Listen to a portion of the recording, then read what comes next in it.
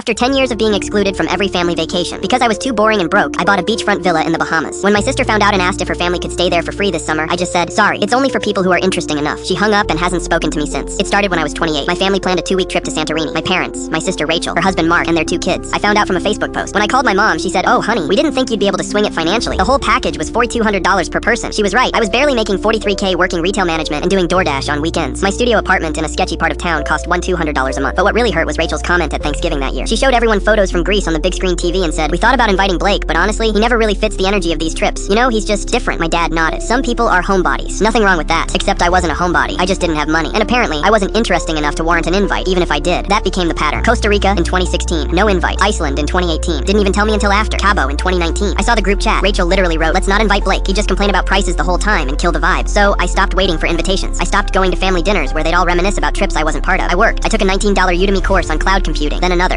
I studied every night after my shifts until 2 a.m. Within 8 months, I passed my AWS certification. 6 months later, I landed a junior DevOps role at $78K. I kept my head down. Learned Kubernetes, Docker, Terraform. Got promoted twice in 3 years. By 32, I was a senior cloud architect making $185K. By 34, I was freelancing for Fortune 500 companies and pulling $320K annually. My family had no idea. I never told them. I still lived in the same studio, drove my 2009 Honda Civic, wore thrift store clothes. I was saving every dollar. Last December, I flew to Harbor Island and bought a 4-bedroom beachfront villa for $1.8 million. Glass walls, infinity pool, private white sand beach, outdoor kitchen. I furnished it with West Elm and restoration hardware. Hired a local property manager named Marcus who kept it pristine. I posted exactly 1 photo on Instagram. Just the sunset view from the deck. Caption, new home office. I didn't tag the location. Didn't explain. Just posted it and went back to work. 3 days later, Rachel called. First time she'd called me in 2 years. Blake! Oh my god, is that really your place? Marcus told me, wait, is it in the Bahamas? I paused. Who's Marcus? I googled the sunset angle and found the property listing. I called the manager to confirm. Blake, this is incredible. The kids would absolutely die to see it. We're actually planning our summer trip and Rachel, Mark's been wanting to go somewhere tropical. And this would be perfect. We'd cover our own flights, obviously. Just need a place to crash for like a week or 2. Mid-July work for you? My jaw tightened. 10 years. 10 years of being erased from family memories. 10 years of not fitting the vibe. Sorry, I said. It's only for people who are interesting enough. Dead silence. Then, are you seriously going to be petty about this? No, I'm going to remember it. You're really going to hold a grudge over some old vacations? We were just being practical, Blake. You were broke. You never asked. You just decided I wasn't worth including. This is unbelievable. You finally get something nice and you act like I hung up. 2 hours later, my mom called, then texted when I didn't answer. Family forgives, Blake. You should too. What Rachel did was years ago. You're being cruel. I replied with a screenshot. The 2019 Cabo group chat. Rachel's message. Let's not invite Blake. He just complained about prices the whole time. Underneath, my dad had replied, agreed. Some people just aren't vacation people. Mom left me on red. The next week, Rachel posted on Facebook. Interesting how success changes people. Some family members forget where they came from. 43 relatives liked it. I didn't respond. Instead, I started booking the villa. Friends from work. My AWS study group. A college roommate who let me crash on his couch for 6 months when I was broke. The villa stayed booked solid. 3-night minimum. $800 per night. But I let friends stay free. Last month, I heard through my cousin Jenna that Mark lost his job. Severance ran out. They're living on Rachel's $52K teacher salary now. Same financial stress I had at 28. Jenna said Rachel mentioned maybe reaching out to me again. Just to talk. Maybe apologize. She hasn't. And honestly, I'm not waiting. Because the people who saw me when I had nothing are already on the guest list.